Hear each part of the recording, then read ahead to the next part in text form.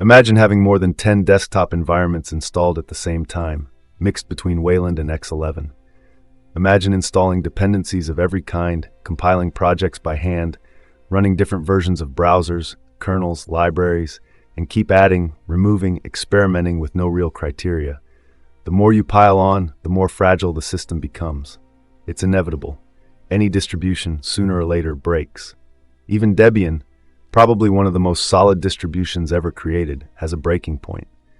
I experienced this personally.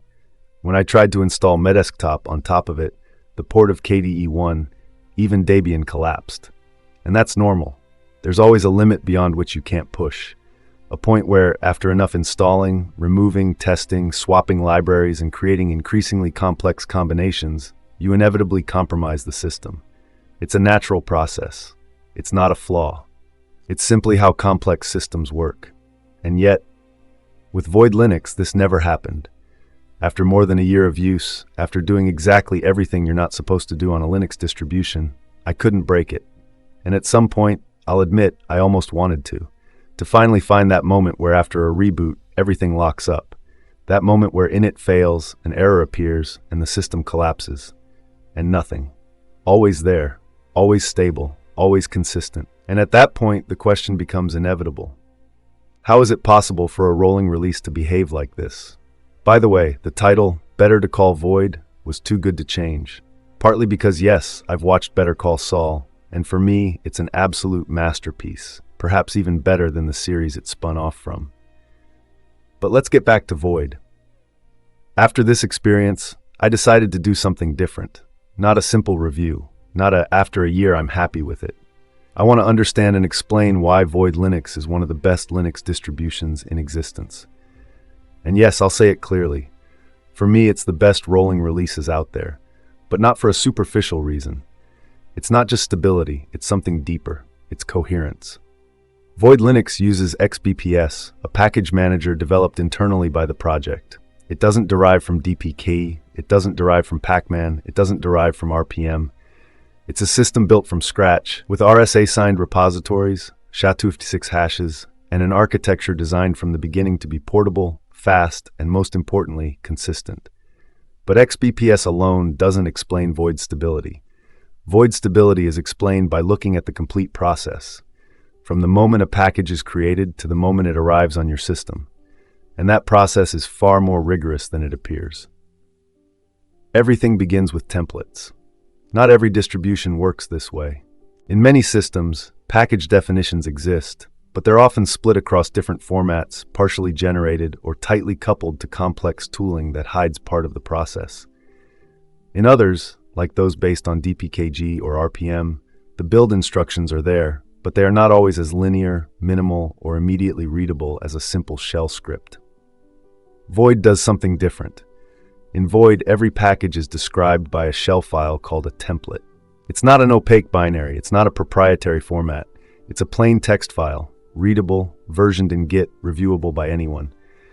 It describes exactly what gets downloaded, how it gets compiled, what gets installed, and where. The heart of the project is the Void packages repository. That's where everything begins. Thousands of templates, each describing a package. There's no black box. It's a transparent, versionable, open process. The build cycle is linear and deterministic. Setup, fetch, extract, patch, configure, build, check, install, package. Every phase has a precise purpose. Every phase can fail explicitly. No magic, no approximation. When xbps-src builds a package, it doesn't do it on your system. Not in your file system, not with your libraries, not with your configuration. It builds in isolation. It does it inside a masterdir, an isolated, separate, controlled environment. And this isolation is not a traditional CRUT. xbps-src uses Linux namespaces to create a true lightweight container, with process isolation and bind mounts completely separate from the host. No Docker, no overhead, no root privileges. This is not a minor detail. It means every package is compiled in a clean environment that cannot be contaminated by the state of the host system.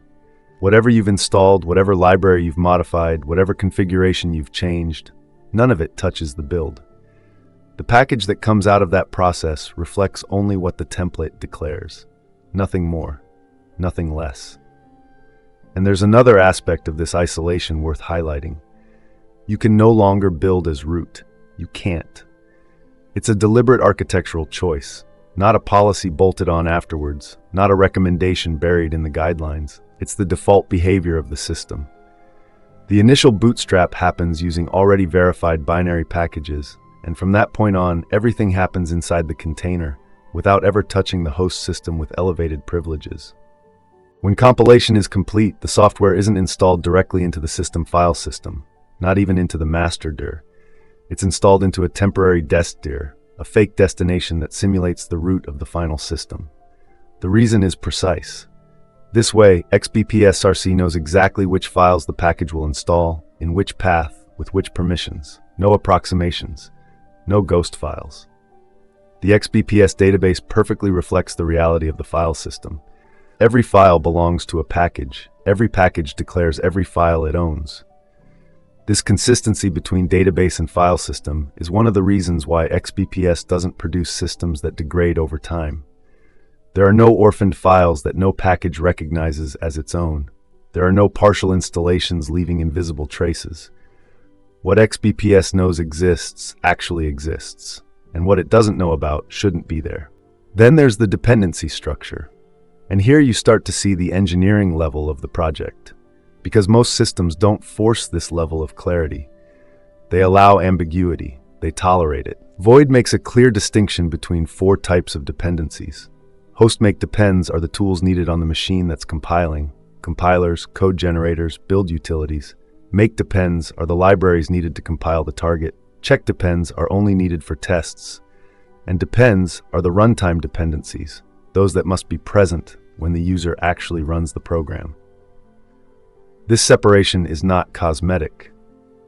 It enables complex scenarios like cross-compilation, building for ARM on an x86 machine, without any ambiguity about what needs to exist where and when. It's a structure that forces clarity in dependency declarations, and that clarity translates into more predictable packages. And here we arrive at the most important point of the entire system. Many package managers handle dependencies manually. The maintainer declares this package depends on that one, and if they get it wrong, the problem only surfaces at runtime when the user tries to launch a program and receives an error about a missing or incompatible library. Void does something different. ELF dependencies, the libraries linked to executables, are not manually declared in templates in most cases.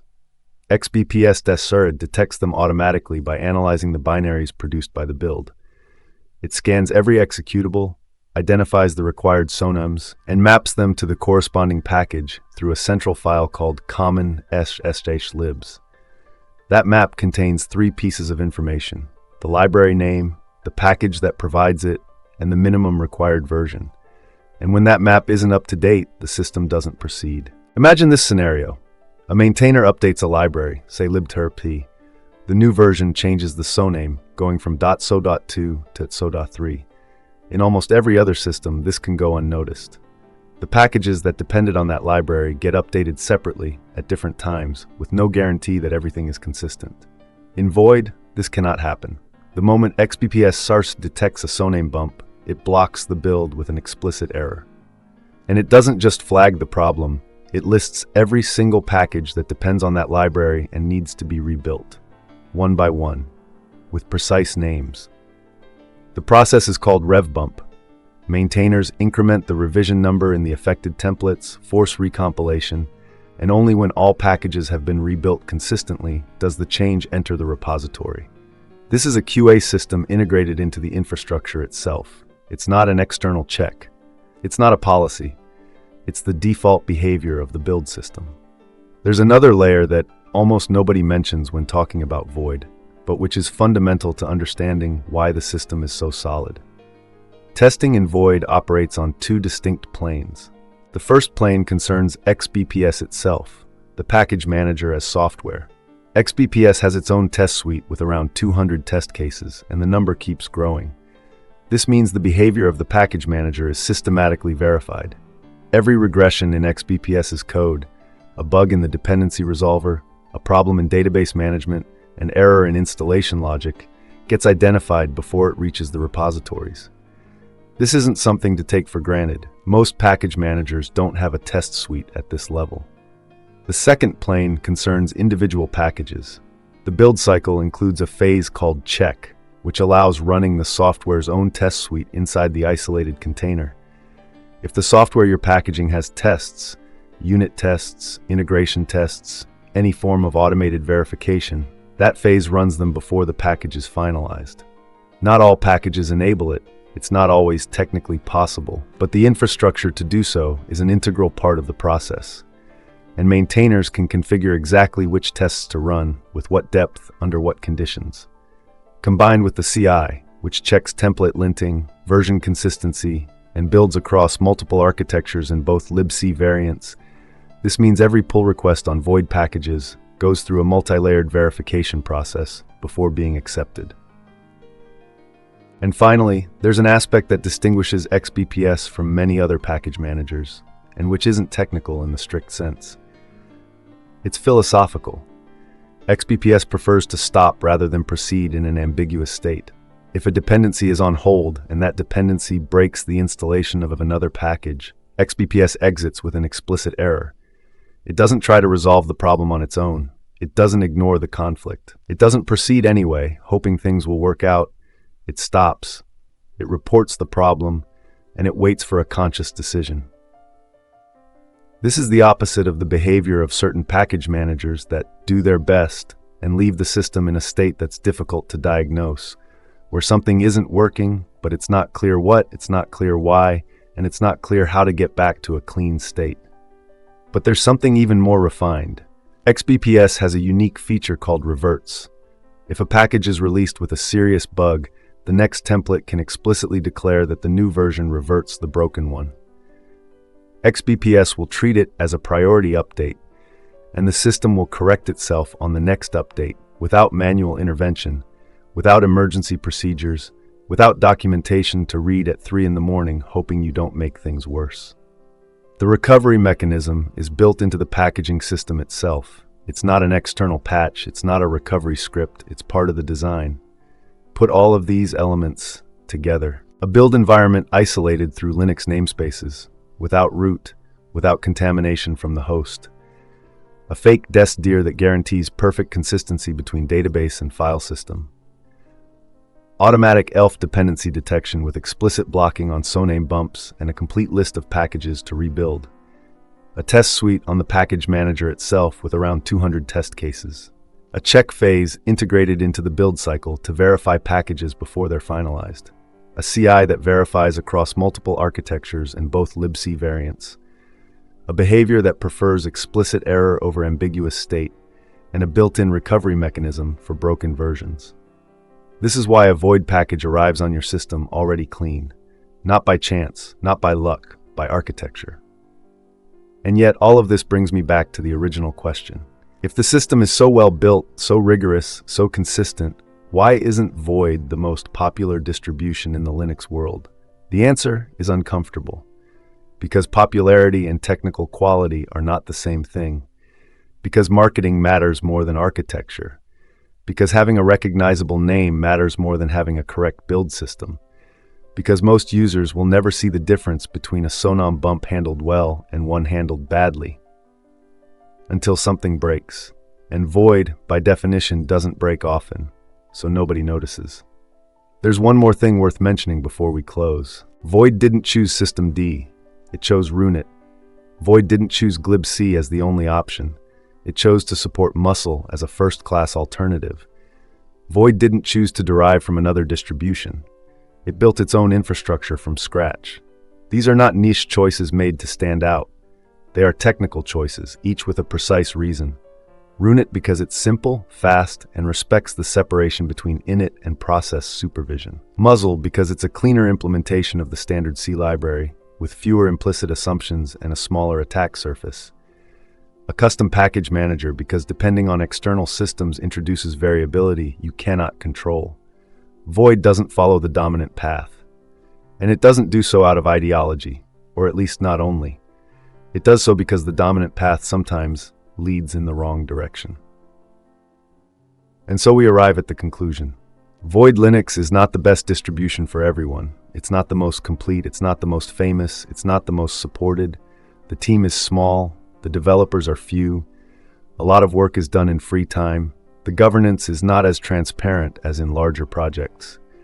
But it is one of the few distributions that, beneath the surface, shows a rare technical coherence. A distribution that looks small, but which, underneath, is built with a precision and a clarity that many others have lost, or perhaps never had. After more than a year, after trying in every way to break it, I can say it without hesitation, I couldn't break Void. And at some point I started wondering whether the problem wasn't the other distributions all along. See you in the next video, and may Linux be with you.